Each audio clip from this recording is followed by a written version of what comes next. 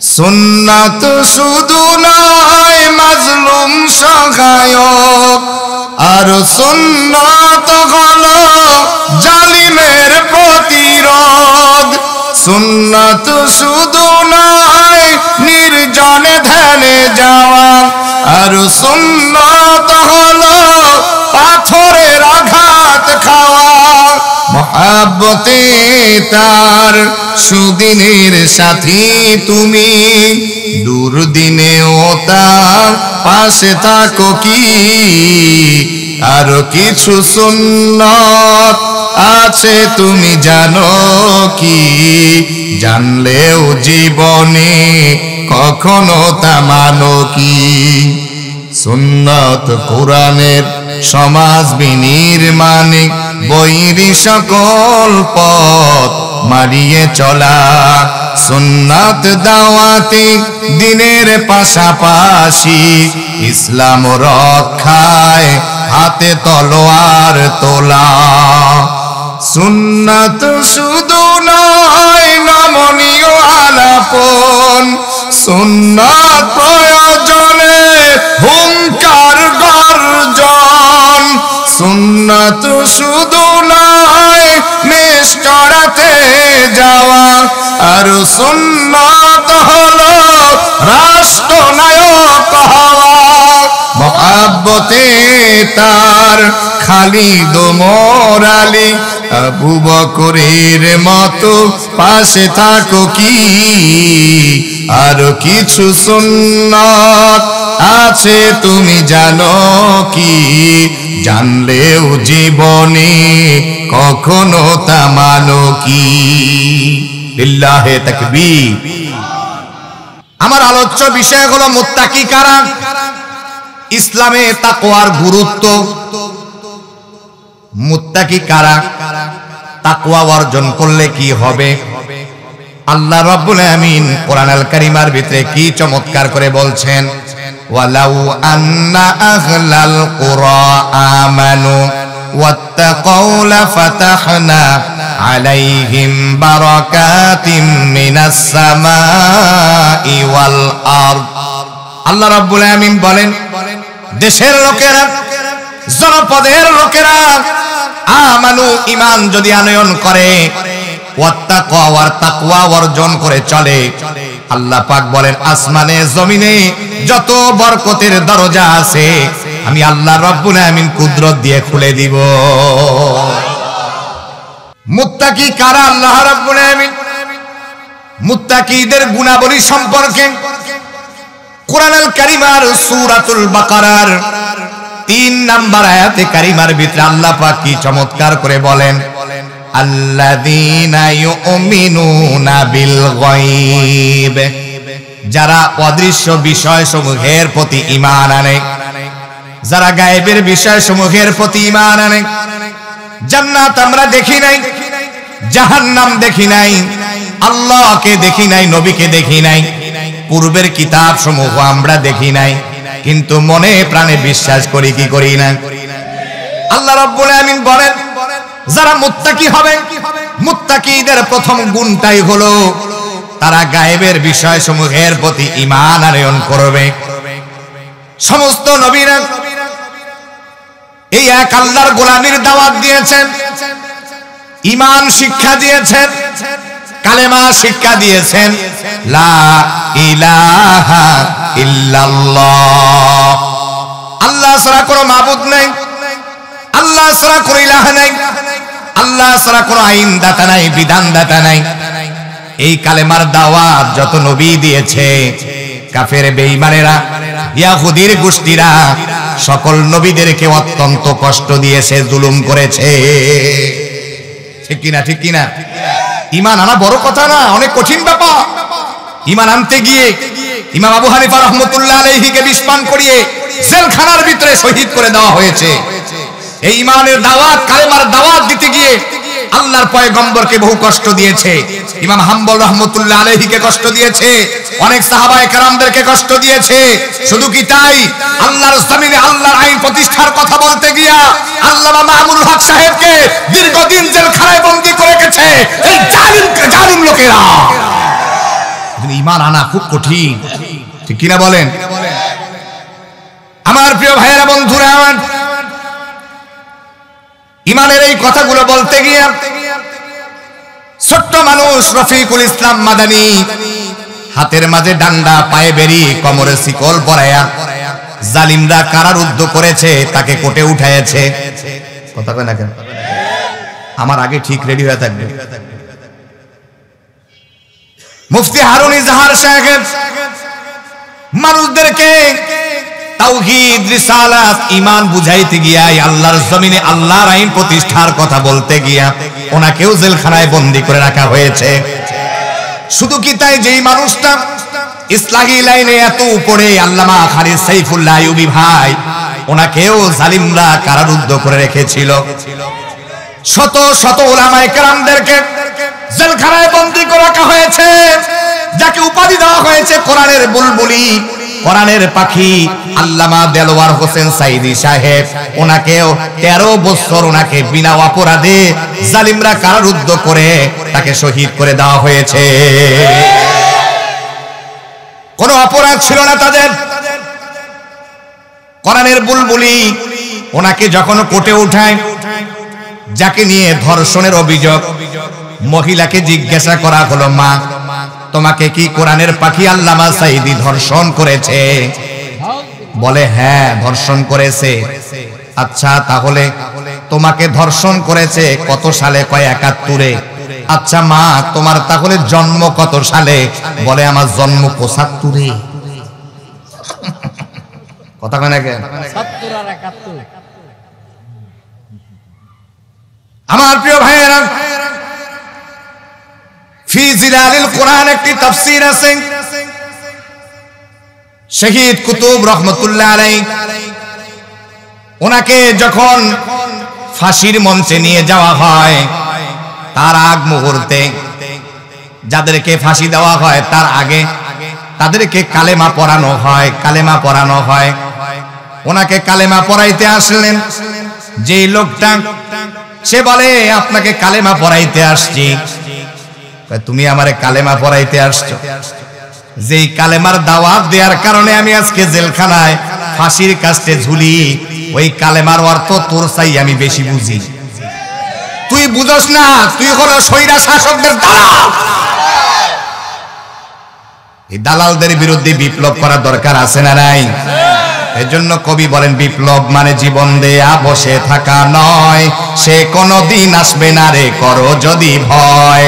বিপ্লব মানে জীবন দেয়া বসে থাকা নয়, সে কোনদিন আসবে না রে করো যদি ভয়। আসবে বিজয় রক্ত আর জীবনের বিনিময়, আসবে বিজয় রক্ত আর জীবনের বিনিময়। বিপ্লব মানে জীবন দেয়া বসে থাকা নয়, সে কোনদিন আসবে না রে করো যদি ভয়। লড়াইয়ের ওই ময়দানেতে যেতে তোমাকে হবে, প্রয়োজনে সব রক্তটুকু জমিনেই ঢেলে দিবে। লড়াইয়ের ওই ময়দানেতে যেতে তোমাকে হবে, প্রয়োজনে সব রক্তটুকু জমিনেই ঢেলে দিবে। তবুও তোমায় লড়তেই হবে, মানিবে না পরাজয়। তবুও তোমায় লড়তেই হবে, মানিবে না পরাজয়। বিপ্লব মানে জীবন দেয়া বসে থাকা নয়, সে কোনদিন আসবে না রে করো যদি ভয়। ঠিক কিনা? কোথা থেকে কোন ভিনদেশী শকুন আমার দেশে এসে সেবার নামে বসছিল জুড়ে মির্জাফরের বেশে। কোথা থেকে কোন ভিনদেশী শকুন আমার দেশে এসে সেবার নামে বসছিল জুড়ে মির্জাফরের বেশে। ওদের করতে নাস্তানাবুদ হতে হবে নির্ভয়, ওদের করতে নাস্তানাবুদ হতে হবে নির্ভয়।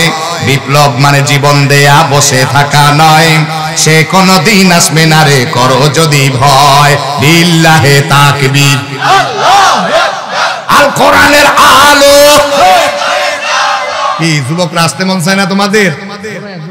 পরিমণি আসলে তো আল্লাহ দৌড়াইতে তোর প্যান্ট ম্যান সব খুলে দিত। কথা কয় না কেন? দলে দলে চলে আসো যুবক তরুণ ছাত্র ভাইয়েরা। আমার প্রিয় ভাইরা, শুধু কি তাই? শায়েখে চরমনাই, আহারে এক জালিম শায়েখে চরমনাই হুজুরকে মুখের মাঝে ঘুষি মেরেছিল। শায়েখ, এ আল্লাহর কুতুব চরমনাই পীর সাহেব হুজুরে সাথে সাথে বদদুয়া দিয়েছিল, জালিম শেখ হাসিনার পতন না হওয়া পর্যন্ত মাছ ছাড়বো না। তাই হয়েছে। আমার প্রিয় ভাইয়েরা, আমি তো মনে করি এদেশের শেখ হাসিনার গদি এমনি লড়ে নাই। এদেশের ওলামায়ে কেরামদেরকে রিমান্ডের পরে রিমান্ড, ওলামায়ে কেরাম রাত্রিবেলা তাহাজ্জুদের নামাজ পড়ে পড়ে চোখের পানি ঝরাইছে। এই তাহাজ্জুদের চোখের পানি কারণে শেখ হাসিনার এই গদি লড়ে গিয়েছে। পরবর্তী সময় তালিবুল ইলম, ওলামায়ে কেরাম, ছাত্র জনতা দেখলো এইভাবে কাজ হবে না, জালিমকে শায়েস্তা করা যাবে না, হাতের মাঝে বাঁশের লাঠি দিতে হবে, মাইরের উপরে ওষুধ নাই, পিঠটা যখন শুরু করে দিয়েছে গদি ছেড়ে পালাইতে বাধ্য হয়েছে।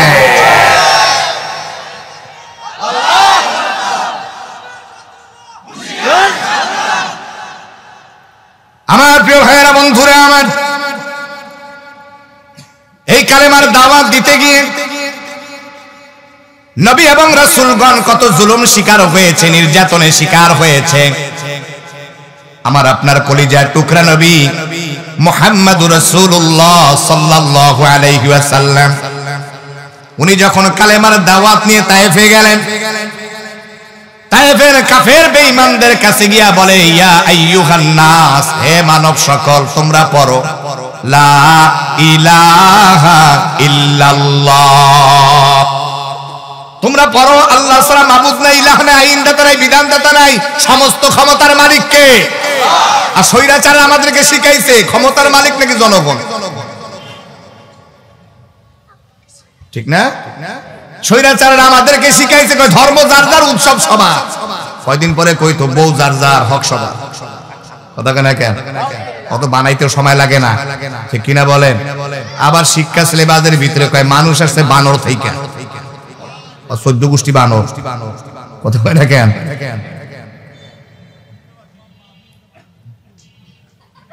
আমার প্রিয় ভাইয়েরা, কলিজার টুকরা নবী যখন তায়েফের ময়দানে গেল, কালেমার দাওয়াত দিল, সমস্ত তায়েফের নেতা যারা দুষ্ট যুবকদেরকে নবীজির পিছনে লাগায়া দিল, কে মুহাম্মদ হলো পাগল, যুবকরা পাগল বলে নবীজিকে দৌড়াইতেছেন আর পাথর মারে। আল্লাহর পয়গম্বরকে হাতের পাথরগুলো নিয়ে যখন যুবকেরা ঢিল ছুঁড়ে ছুঁড়ে মারতেছে, নবীজির মাথায় পাথর লেগে মাথা ফেটে নবীজির রক্ত পড়তেছে, শরীরের মাঝে পাথরগুলো লাগে, শরীর থেকে রক্ত দরদর করে বের হয়ে যায়। আমার কলিজার টুকরা নবী তিনবার তায়েফের ময়দানে বেহুশ হয়ে যায়। পাথরের আঘাত বুঝেন কি কষ্ট। রেল লাইনের কাছে যাবেন, এক একটা পাথর হাতে নিয়ে বুঝবেন আমার নবীকে কিভাবে করে কাফের আর বেঈমানেরা কষ্ট দিয়েছে। আল্লাহর পয়গম্বর যখন বেহুশ হয়ে গেল, নবীজি আমার হুশ হওয়ার পরে ফেরেশতা জিবরিল আমিন আল্লাহর পয়গম্বরের কাছে আসলেন। পাহাড়ের দায়িত্বশীল ফেরেশতা নবীজির খেদমতে আসলেন। আল্লাহর পয়গম্বরকে পাহাড়ের দায়িত্বশীল ফেরেশতারা ডেকে বলে, নবীজি আপনি শুধু একটা বার আমাদেরকে অনুমতি দেন, দুই পাশের পাহাড় চাপা দিয়া কাফের বেঈমানদেরকে ধ্বংস করে দেই। আল্লাহর পয়গম্বর বলেন, না রে জিবরিল, তোমরা যদি এই সমস্ত মানুষগুলাকে ধ্বংস করে দাও, যেই কালেমার দাওয়াত নিয়ে আমি কাজ করতেছি, এই কালেমার দাওয়াত আমি কাদের মাঝে গিয়ে পৌঁছিয়ে দেব। সুবহানাল্লাহ। আল্লাহর পয়গম্বর কেমন রহমের নবী ছিলেন, রাহমাতাল লিল আলামিন ছিলেন। এজন্য তো নবীজির শান সম্পর্কে আল্লাহ পাক কোরআনের ভিতরে বলেন, ওয়ামা আরসালনাকা ইল্লা রাহমাতাল লিল আলামিন।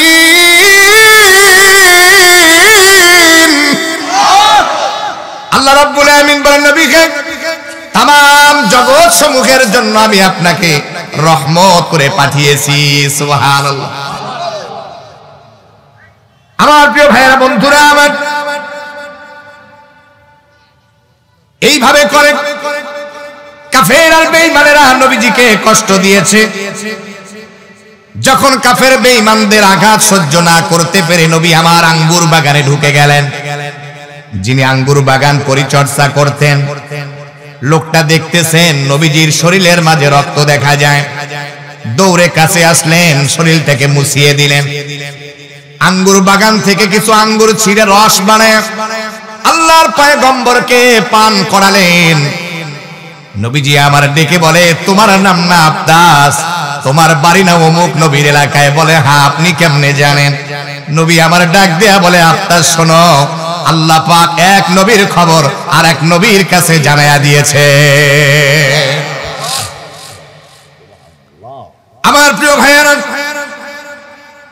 এই ছিল নবীদের প্রতি জুলুম আর নির্যাতন। হযরত ইব্রাহিম আলাইহিস সালাতু ওয়াস সালাম যখন তার কওমের লোকদের কাছে কালেমার দাওয়াত দিলেন,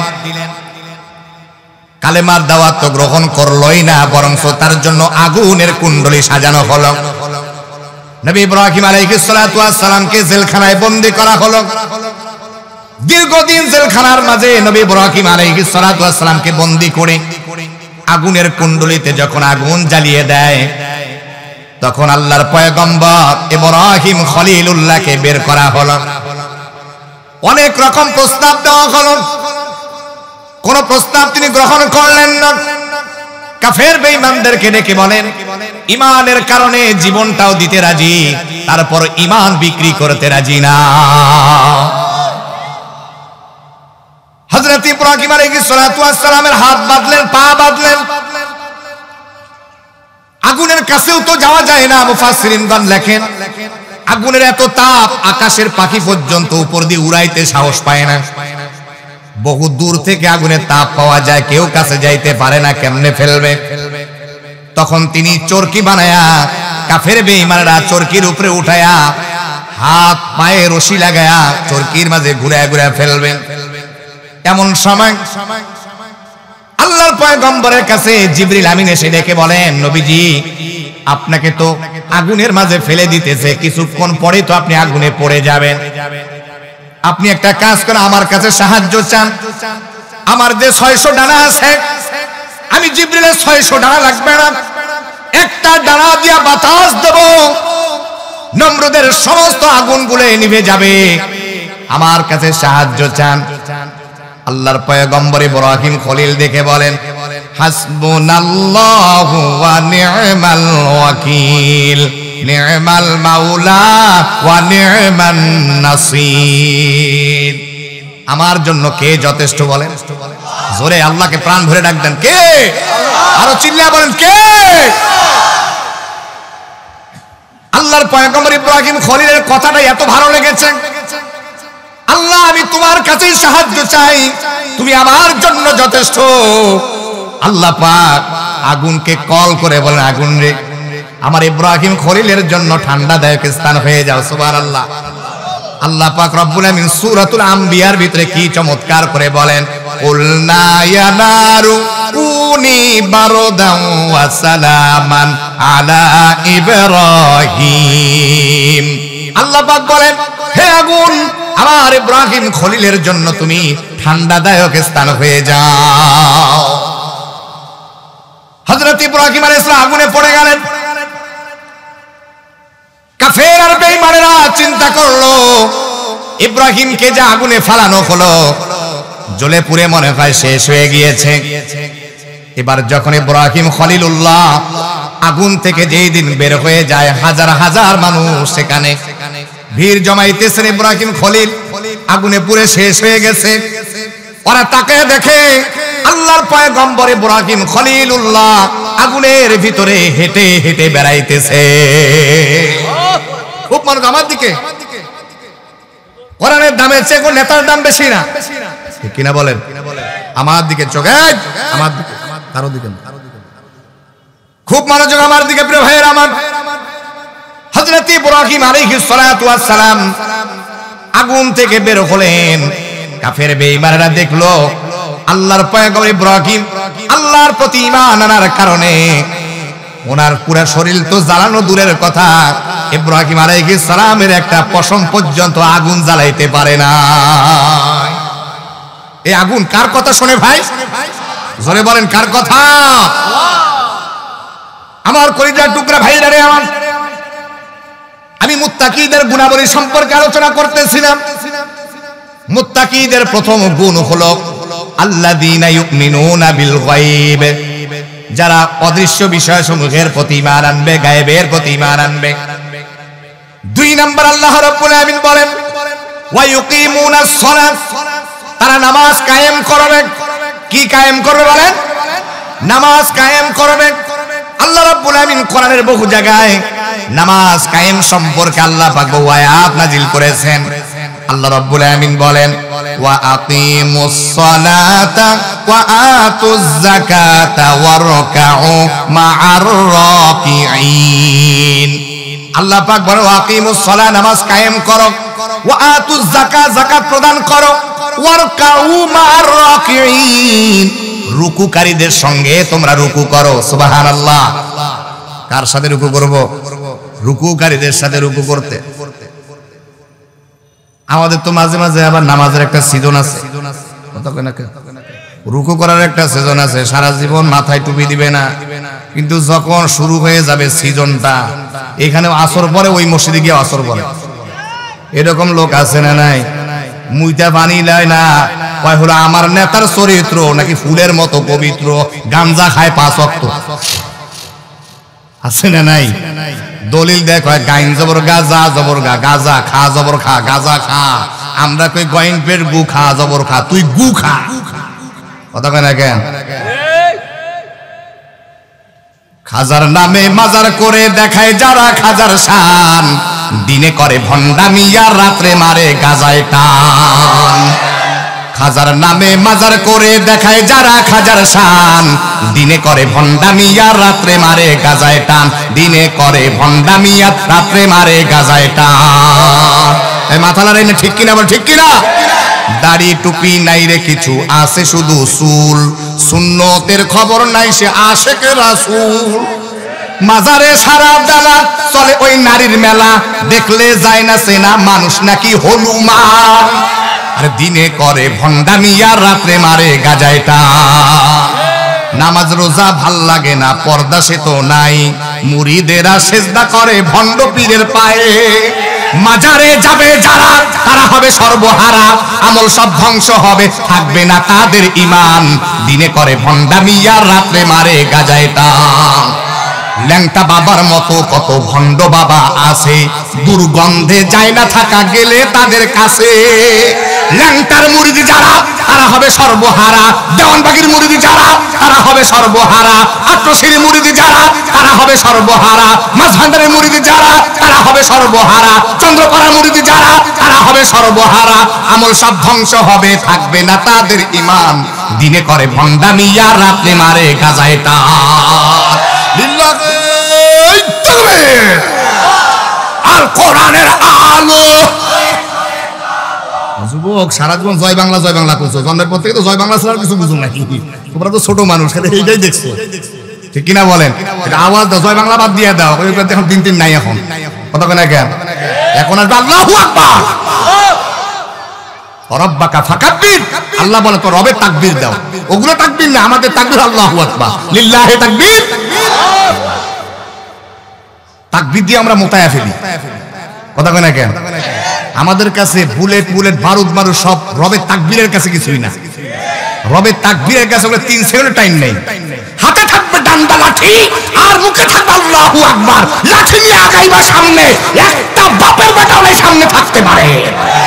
আমাদেরকে বলে খেলা হবে, আমরা বলি তোদেরকে পেলোয়ার মনেই করি না। খেলোয়াড়ের ঘোষণা ওরা দিয়া লেজ কুটে সব কয়টা পড়ে গেছে ডান্ডার বাড়ি খাওয়ার ভয়েতে। মেয়ারা মোল্লাদেরকে চিনে না, মাই শুরু করে দিলে কথা কেন?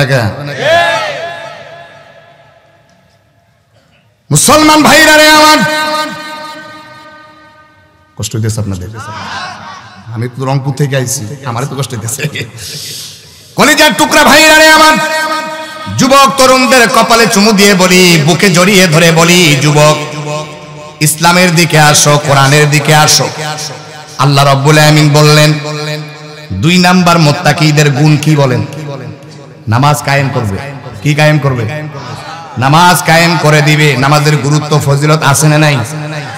হযরতে আবু হুরায়রা রাদিয়াল্লাহু আনহু হাদিস কারা বর্ণনা করে, বুখারী মুসলিমের হাদিস। আল্লাহর পয়গম্বর বলেন, তোমাদের বাড়ির সামনে যদি একটা নহর থাকে, দৈনিক কেউ যদি 5 বার করে গোসল করো, তাদের শরীরে কি ময়লা থাকবে? সাহাবায়ে কেরাম বলেন, লা ইয়া রাসূলুল্লাহ, ময়লা থাকতে পারে না। নবীজি বলেন, কেউ যে দৈনিক 5 ওয়াক্ত নামাজ আদায় করে, 5 ওয়াক্ত নামাজের বরকতে আল্লাহ জীবনের গুনাহগুলোকে maaf করে দেন। আমার প্রিয় ভাইরা, সহিহ মুসলিমের হাদিস, হযরতে আবু হুরায়রা হাদিস কারা বর্ণনা করেন, আল্লাহ নবীজি বলেন, যারা অলসতা করে মসজিদে যায় না, জামাতের সাথে নামাজ আদায় করে না, আমার মনটা চায় ওই বাড়ি ঘরগুলো আগুন দিয়ে জ্বালায়া দেই। নাউজুবিল্লাহ কইবেন না? হাদিসে ধমক আসছে।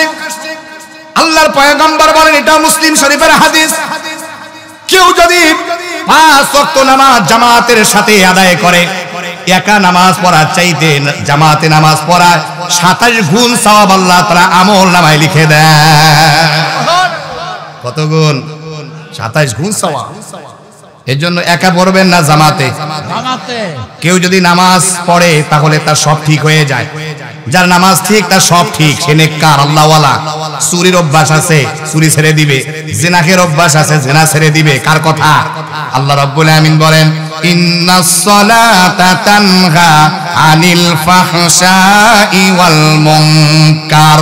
আল্লাহ বলেন, নিঃসন্দেহে নামাজ মানুষকে পাপাচার থেকে বাঁচায়া দেয়। সুবহানাল্লাহ। নামাজ পড়ার দরকার আছে না নাই?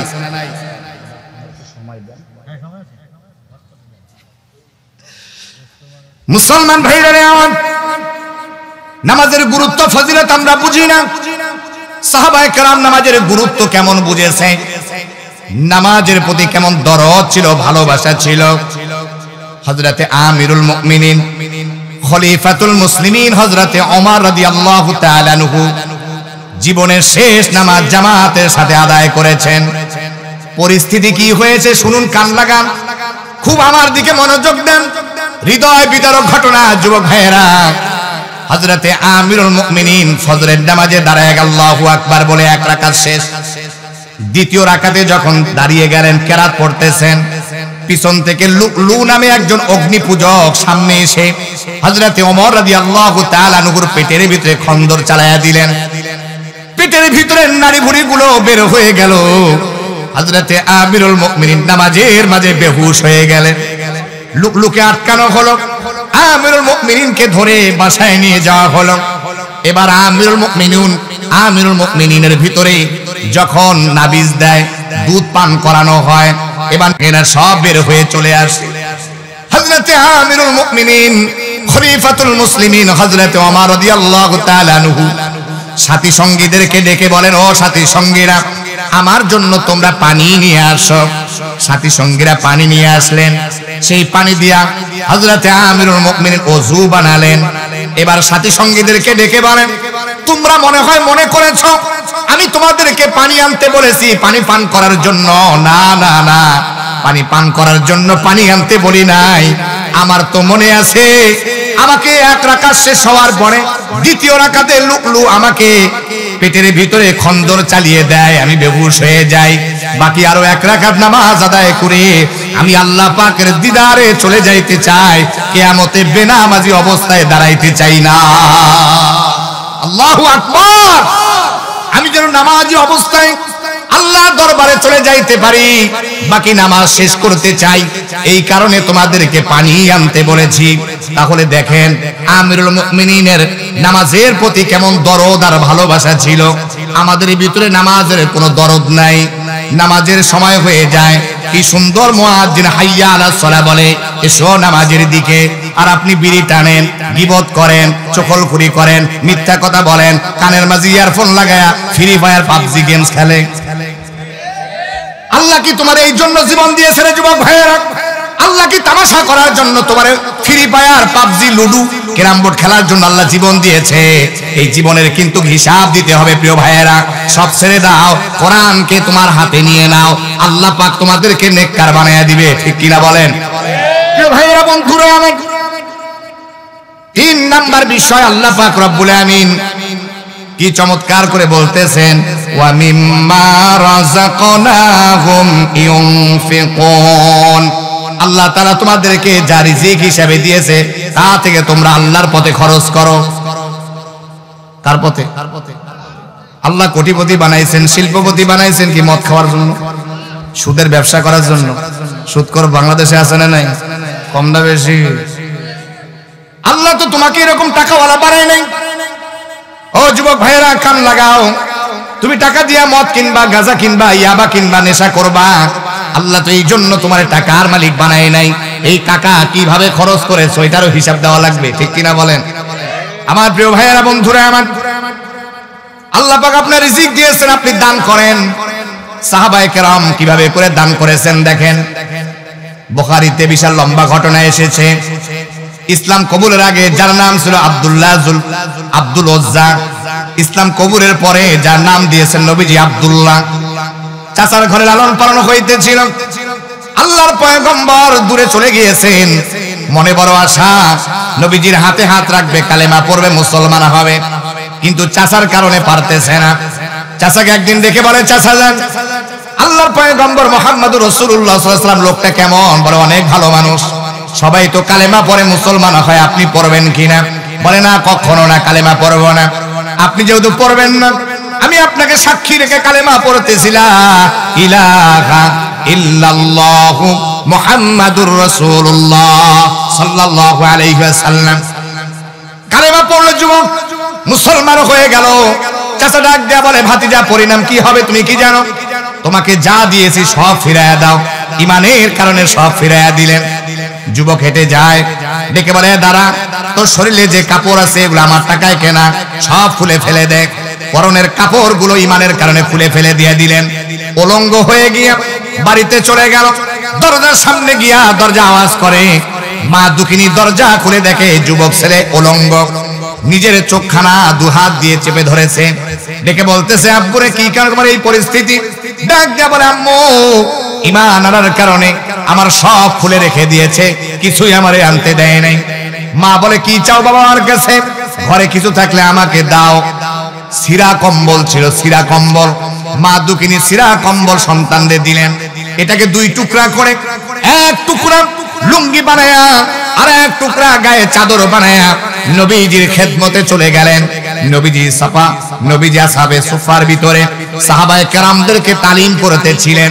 সকলের পিছনে এই আব্দুল উজ্জা বসে বসে আল্লাহ নবীজির কথাগুলো শুনতেছেন।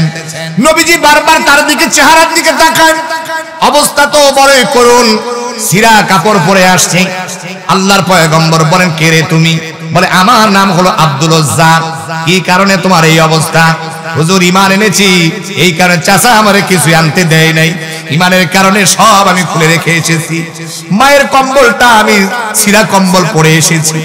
আল্লাহর পয়গম্বর ডেকে বলেন, আব্দুল উজ্জা রে, আজকে থেকে তোমার নাম আব্দুল উজ্জা নয়, তোমার নাম হলো আজকে থেকে আব্দুল্লাহ। সুবহানাল্লাহ। আল্লাহ নবীজি নাম রেখে দিলেন। আর বললেন, আমার আব্দুল্লাহ রে তোমরা কোরআন তেলাওয়াত শিখাইবা। কোরআন তেলাওয়াত করে জোরে জোরে। সাহাবায়ে কেরামদের একটু কষ্ট হয় বলে নালিশ করলেন। নবীজি ডাক দিয়া বলে, ও সাহাবীরা, আমার আব্দুল্লাহ রে জোরে জোরে কোরআন তেলাওয়াত করতে দাও, কারণ আমার আব্দুল্লাহর ঈমানটা বড় দামের ঈমান। ঈমান আনতে গিয়া আমার আব্দুল্লাহ তো কিছু আনতে পারে নাই। সুবহানাল্লাহ। আমার প্রিয় ভাইয়েরা, তাবুকের যুদ্ধ শুরু হয়ে গেল। সাহাবায়ে কেরামদের কাছে নবীজি বললেন, যার কাছে যা আছে সহযোগিতা করো। মহিলারা কানের দুল, নাকের ফুল, গলার চেন সবাই দান করে দিল। আমার প্রিয় ভাইয়েরা, হযরতে ওমর, হযরতে আবু বকর, হযরতে আলী রাদিয়াল্লাহু তাআলা আনহুমা সবাই দান করলেন। নবীজি ডাক দেয়া বলে, আমার আবু বকর কই রে? আল্লাহর পয়গম্বরের ডাকটা শুনে হযরত আবু বকর নবীজির খেদমতে চলে আসলেন। হাতের মাঝে ছোট্ট একটা পোটলা নবীজির সামনে ঢেলে দিলেন। আল্লাহ নবীজি হেসে দিয়া বলে, ও সাহাবীরা রে, আজকে যারা দান করেছো সকলের দানের চেয়ে আল্লাহ পাক আবু বকরের দানটা বেশি পছন্দ করেছেন। হযরত ওসমান গলার মাঝে একটা খেকর মারে, বলে, কিরে আমি এত বড় শিল্পপতি, এত কিছু দিলাম, আমার যে সম্মান বাড়লো বুঝলাম না, কারণটা কি? আল্লাহর পয়গম্বর বলে, আলী তুমি কি দিয়েছো? বাড়িতে কি রেখে এসেছো? বলে, আমি অর্ধেক দিয়েছি, অর্ধেক বাড়িতে রেখে এসেছি। ওমর তুমি কি দান করেছো, বাড়িতে কি রেখে এসেছো? বলে আমিও এত দিয়েছি, এত বাড়িতে রেখে এসেছি। আচ্ছা ওসমান তুমি কি দিয়েছো? আমি তো 3 ভাগ দিয়েছি, 1 ভাগ বাড়িতে রেখে আসছি। আল্লাহর পয়গম্বর বলেন ও আবু বকর তুমি কি দিয়েছো আর বাড়িতে কি রেখে এসেছো? হযরত সিদ্দিক আকবর আবু বকর সিদ্দিক রাদিয়াল্লাহু তাআলা বলেন নবীজি আমার বাড়িতে যা ছিল সব কিছুকে আমি পোটলা বানায়া আপনার খেদমতে এনে রেখে দিয়েছি। আমার বাড়িতে আল্লাহ ও তার রাসূলদের রেখে এসেছি। আমার প্রিয় ভাইয়েরা, কেমন দিল দরদি মানুষ ছিল, দিলওয়ালা ছিল সাহাবায়ে কেরাম। আল্লাহর দ্বীনের জন্য নিজেদের জানমাল কোরবানি করে দিয়েছে। আমার প্রিয় ভাইয়েরা, আমার প্রিয় বন্ধুরা, আমার এবার সবাই চলে গেল তাবুকের প্রান্তরে। আল্লাহ নবীজি হেঁটে হেঁটে যায়। আব্দুল্লাহ নবীজির কাছে আসলেন, ডাক দিয়ে বলেন নবীজি সবাই তো প্রাণটা ভরে দান করলো, কিন্তু আমি যে এত বড় হতভাগা, আমার এত বড় হতভাগা, আমি ঈমান আনতে গিয়া আমি তো বাড়ি থেকে কিছুই আনতে পারি নাই, আমি তো কিছুই দান করতে পারলাম না। তবে আপনি আমার জন্য দোয়া করে দেন যাতে করে তাবুকের প্রান্তরে গিয়া কাফের বেঈমানদের সাথে লড়াই করে শাহাদাত বরণ করতে পারি। সুবহানাল্লাহ। আমার প্রিয় ভাইরা বন্ধুরা, আমার নবীজি সাহাবায়ে কেরাম সবাই যুদ্ধের ময়দানে চলে গেল। কিছুদিন জ্বর ভোগ করে আব্দুল্লাহ ইন্তেকাল করলেন, মারা গেলেন। নবীজির কানে খবর আসলো। নবীজি ডাক দিয়ে বলেন ও সাহাবীরা আমার আব্দুল্লাহকে গোসল করাও, আপনাকে আমাকেও কিন্তু মৃত্যুর সময় গোসল করাবে। বড়ই পাতার গরম পানি দিয়া জীবনের শেষ গোসল আপনাকে আমাকে দেওয়া হবে, যেমন আব্দুল্লাহরে গোসল দেওয়া হয়, ঠিক কিনা বলেন? আমার প্রিয় ভাইয়ের জন্য কবি কি সুন্দর করে বলেন, সন্ধ্যা যখন নামবে ভবে থাকবে না কোনো আলো, জীবন প্রদীপ নিভে গেলে নামবে কঠিন কালো। সন্ধ্যা যখন নামবে ভবে থাকবে না কোনো আলো, জীবন প্রদীপ নিভে গেলে নামবে কঠিন কালো। তোমায় রেখে যে যার মতো সবাই যাবে চলে, একলা তুমি থাকবে যেথা তাকে কবর বলেন। তোমায় রেখে যে যার মতো সবাই যাবে চলে, একলা তুমি থাকবে যেথা তাকে কবর বলেন। জানবে না কেউ আছো কেমন, খারাপ নাকি ভালো, জীবন প্রদীপ নিভে গেলে নামবে কঠিন কালো। সন্ধ্যা যখন নামবে ভবে থাকবে না কোনো আলো, জীবন প্রদীপ নিভে গেলে নামবে কঠিন কালো, ঠিক না? জ্ঞান গরিমা ক্ষমতার উচ্চ মাসনাদ, পোকা মাকড় সবটা খাবে থাকবে না রসাদ। জ্ঞান গরিমা ক্ষমতার উচ্চ মাসনাদ, পোকা মাকড় সবটা খাবে থাকবে না রসাদ। তোমার সাথে থাকবে শুধু সাদা রঙের কাফন, শূন্য হাতে মাটির ঘরে তোমায় দিবে দাফন। জানবে না কেউ আছো কেমন, খারাপ নাকি ভালো, জীবন প্রদীপ নিভে গেলে নামবে কঠিন কালো। সন্ধ্যা যখন নামবে ভবে থাকবে না কোনো আলো, জীবন প্রদীপ নিভে গেলে নামবে কঠিন কালো। লিল্লাহে তাকবীর। আমার প্রিয় ভাইরা বন্ধুরা, আমার জীবনের শেষ বিদায় দিতেছেন আব্দুল্লাহকে। আহারে দুইজন ব্যক্তি কি সুন্দর করে লাশ বহন করে নিয়ে আসে। নবীজি আমার ডেকে বলেন যারা লাশ বহন করে নিয়ে আসতেছো খবরদার, লাশের সাথে খবরদার বেয়াদবি করিও না, খুব আদবের সাথে নিয়ে আসো। এদের ভিতরে দুইজন যিনি ছিলেন হযরতে আবু বকর, হযরতে ওমর রাদিয়াল্লাহু তাআলা আনহুমা, কি সুন্দর আদরের সাথে আব্দুল্লাহকে নিয়ে আসতেছেন। আর একজন ব্যক্তি কবরের পাশে দাঁড়ায় রয়েছেন, টিম টিম করে আলো জ্বলে। উনি আর কেউ নয়, উনি হলো হযরতে বেলাল হাবাসী রাদিয়াল্লাহু তাআলা আনহু। আর একজন ব্যক্তি কবরে নেমেছেন, যিনি কবরে নেমেছেন লাশটাকে ধরে সুন্দর করে কিবলা দিক করে শোয়া দিলেন। আপনার আমার কলিজার টুকরা নবী মুহাম্মাদুর রাসূলুল্লাহ সাল্লাল্লাহু আলাইহি ওয়াসাল্লাম সুন্দর করে এবার নিচে রেখে দাফন করলেন। আমার প্রিয় ভাইয়েরা, নবীজি আমার আল্লাহর দরবারে দোয়া করতেছেন, রব্বুল আলামিন আমার আব্দুল্লাহ আমার কাছে এত ভালো ছিল গো আল্লাহ রব্বুল আমিন, আমি তার প্রতি রাজি, তার প্রতি খুশি। আল্লাহ আপনিও আমার আব্দুল্লাহর প্রতি খুশি হয়ে যান। হযরত আব্দুল্লাহ ইবনে মাসউদ রাদিয়াল্লাহু তাআলা কান্দে আর বলে, আরে আজকে যদি আব্দুল্লাহর লাশটা না হইয়া আমি আব্দুল্লাহ ইবনে মাসউদের লাশ যদি হতো, কবরটা হতো, তাহলে আমার কিসমতটা খুলে যেত। আর আমার নবী নিজেই জানাজা পড়ায়, আমার নবী নিজেই আদরের সাথে লাশটারে কবরে নামায়। আল্লাহু আকবার। আমার প্রিয় ভাইরা বন্ধুরা, আমার নাম্বার কথা বলেছিলাম, আল্লাহ তাআলা আপনাকে জান দিয়েছেন, মাল দিয়েছেন, আল্লাহর পথে খরচ করবেন। কার পথে? শয়তানের পথে খরচ করা যাবে না, যাত্রায় টাকা দেওয়া যাবে না, কনসার্টে গান বাজনায় টাকা দেওয়া যাবে না, পিকনিক টাকা দেওয়া যাবে না, হারাম জায়গায় মাজারে টাকা দেওয়া নিষেধ। কথা বলেন না কেন? টাকা দেওয়া যাবে হারাম। ক্যারাম বোর্ডের পিছে টাকা খরচ করা যাবে না, লুডোর পিছে টাকা পয়সা খরচ করা যাবে না, ফ্রি ফায়ার পাবজির পিছনে এমবি খরচ করা যাবে না। এই টাকা পয়সার হিসাব কিন্তু আল্লাহ পাক নিবে, ঠিক কিনা বলেন? আমার প্রিয় ভাইয়েরা, বন্ধুরা আমার, এবার আসুন 4 নাম্বার। আল্লাহ রাব্বুল আমিন বলেন, ওয়াল্লাযীনা ইউমিনুনা বিমা উনজিলা ইলাইকা ওয়া মা উনজিলা মিন ক্বাবলিক ওয়া বিল আখিরাতি হুম ইউকিনুন। আল্লাহ রাব্বুল আমিন বলেন, নবী খান, আপনার প্রতি যে কিতাব নাজিল করেছি, আপনার পূর্বে যত কিতাব নাজিল করা হয়েছে তার প্রতি ঈমান আনতে হবে, ঠিক কিনা বলেন? আমার প্রিয় ভাইয়েরা, আল্লাহ পাক রব্বুল আমিন এখানে কোরআন নাজিলের কথা বললেন। এই কোরআন নাজিল করেছেন, আপনি আমি কোরআন পড়তে পারি না, সূরা ফাতিহা অনেকে জানি না, কিন্তু বরং নবীজি বলেন, তালাবুল ইলমি ফারিদাতুন আলা কুল্লি মুসলিম, প্রত্যেকটা মুসলমান নরনারীর জন্য দ্বীনি ইলম শিক্ষা করা হলো ফরজ। এই ফরজ বিধান আমরা বাদ দিয়ে আমাদের সন্তানদেরকে আমরা শিখে হাট্টি বাটিম টিম, মাঠে পারে ডিম, খাড়া দুইটা শিং। কথা কেন কেন? এই যে উল্টা পাল্টা শেখানো হয়, নাই কথা নাই কোনো ভাষা সুন্দর, উল্টা পাল্টা কথাবার্তা শেখানো হয়, কবিতা শেখানো হয়। এগুলো না শিখায়া ওই সন্তানের মাথায় ঢুকানো দরকার আলিফ লাম আর মিম, ঠিক কিনা বলেন? যারা ওই হাট্টি বাটিম টিম শেখে, এদের মা বাবা থাকে বৃদ্ধাশ্রমে। আর যারা কোরআন শেখে, এই যে এত বড় উলামায়ে কেরাম, এখানে আল্লাহওয়ালা সবাই নেককার, আমার বন্ধু আহবাব, অনেক বড় জায়েদ আলেম এনারা, এই যে দেখেন জীবনে কোনোদিন শুনবেন না ওনাদের মা বাবা বৃদ্ধাশ্রমে আছে। কথা বলেন না কেন? প্রাণ ভরে মা বাবার আমরা খেদমত করি। আমার প্রিয় ভাইয়েরা, বন্ধুরা আমার, উলামায়ে কেরাম মা বাবার খেদমত করেন। এজন্য তো আল্লাহ পাক কোরআনের কথা বললেন যে কোরআন নাজিল করেছি, কোরআন আপনাকে আমাকে শিখতে হবে। যারা একজন তালিবুল ইলম গড়ায়, যারা মাদ্রাসা তালিবুল ইলম হয়, বাড়ি থেকে যখন নিয়ত করে দ্বীনি ইলম শেখার জন্য মাদ্রাসায় যাবে, আমার প্রিয় ভাইয়েরা, একজন তালিবুল ইলমের এত সম্মান, এত মর্যাদা আল্লাহ পাক দিয়েছেন। বাড়ি থেকে হাঁটে আর আল্লাহর নূরের ফেরেশতারা তালিবুল ইলমের পায়ের নিচে নূরের পাখা বিছিয়ে দেয়। আর মিয়া মনের মতো কও না সুবহানাল্লাহ, পিছনের ভাইরা জোরে কও সুবহানাল্লাহ। একজন হাফেজ কোরআনে মা বাবার কত সম্মান জানেন? আল্লাহর পয়গম্বর বলেন, একজন হাফেজ কোরআনে মা বাবার এত সম্মান, কিয়ামতের ময়দানে লক্ষ লক্ষ কোটি কোটি মানুষের সামনে হাফেজ কোরআনদের মা বাবার মাথার মাঝে আল্লাহর ফেরেশতারা নূরের মুকুট পরায়া দিবে। লিল্লাহি আকবার। মুফতি আবুল কাসেম আজাদী সাহেবের আগমন মাহফিলের পক্ষ থেকে। দেখছো নায়েবে রাসূল আসতেছে, উলামায়ে কেরাম আসতেছে, কিন্তু তাকবীর তাকবীর আমরা আসতে দিই। আজ নেতা হে, আমার নেতার চরিত্র কথা কেন কেন? আমার বড় ভাই চলে আসতেন,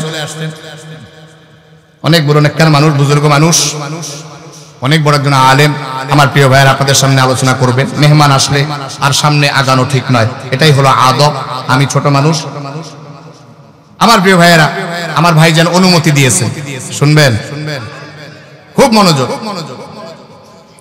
আমার প্রিয় ভাইয়েরা, একজন হাফেজ কোরআনের এত সম্মান আর মর্যাদা। নবীজি বলেন, ইকরা ওয়ারতাকি ওয়ারাত্তিল কামা কুনতা তুরাত্তিল। হাফেজ কোরআনদেরকে কিয়ামতের ময়দানে বলা হবে, ইকরা, পড়ো, টান দিবে। আলহামদুলিল্লাহি রাব্বিল আলামিন। সিঁড়ি বে একা শেষ, একেবারে একতলা জান্নাতের মালিক হয়ে গেছে। ৬৬৬৬ অথবা ৬২০০ এর বেশি আয়াত কোরআনে আছে। এত বড় বিল্ডিং এর মালিক আল্লাহ একজন হাফেজে কোরআনে বানায় দিলেন। আমার প্রিয় ভাই, আপনার টার্গেট থাকেন আপনার সন্তানকে আপনি নূর হোসেন নুরানী সাহেবের মতো বড় আলেম বানাবেন, অনেক বড় আলেম। আপনি টার্গেট থাকেন আমার ভাই আজাদের মতো বড় আলেম বানাবেন, আল্লাহ মামুন হক সাহেবের মতো বড় আলেম বানাবেন। আমার প্রিয় ভাইরা, পারবেন ইনশাআল্লাহ? ওই দিলে তামান্না, আশা, আকাঙ্ক্ষা আছে না নাই? আমার প্রিয় ভাইয়েরা, সম্মানিত বন্ধুগণ, মুত্তাকিদের গুণাবলী সম্পর্কে আলোচনা করতেছিলাম। ৪ নাম্বার গুণাবলী হলো আল্লাহ রাসূলের প্রতি যা নাজিল হয়েছে এবং তার পূর্বে যত কিতাব নাজিল হয়েছে সমস্ত কিতাবের প্রতি ঈমান আনতে হবে, ঠিক কি না? 5 নাম্বার অবিল আখিরাতি হুম ইউকিনুন, আখিরাতের প্রতি ঈমান আনতে হবে, বিশ্বাস স্থাপন করতে হবে। মুত্তাকিদের এই হলো 5টি গুণাবলী। আমার আলোচনা শেষ, ব্যাখ্যা করলে অনেক দিকে যাওয়া যাবে, কিন্তু বড় ভাই আসছেন, সময় একটু আমাকে দিয়েছেন বিধায় আমি সালেহা যাবো ওটা না, আপনারা প্রাণ ভরে আলোচনা শুনবেন। অনেক চমৎকার আলোচনা করেন, চোখ দিয়ে পানি চলে আসবে ইনশাআল্লাহ, আমি আশা করি। আমার ভাই এত চমৎকার আলোচনা করেন, একজনও উঠাউটি করবেন না। রাজি আছেন না নাই? কারা কারা? তাকবীর দেন, তাকবীর দেন, লিল্লাহি তাকবীর। আসসালামু আলাইকুম ওয়া রাহমাতুল্লাহি ওয়া বারাকাতুহু। ওয়া আলাইকুম। তবে আপনাদের খুশির খবর, আলহামদুলিল্লাহ এই বছরে এই সিজনের সর্বশেষ মাহফিল হলো আপনাদেরটা। আলহামদুলিল্লাহ। আমার এই সিজনের সবচেয়ে শেষ মাহফিল এই মিরের চামগাঁও। আমি এটা একটা ইতিহাস হয়ে থাকবে যে আমার শেষ মাহফিল এই এলাকায়। আল্লাহ তাআলা আমি অধম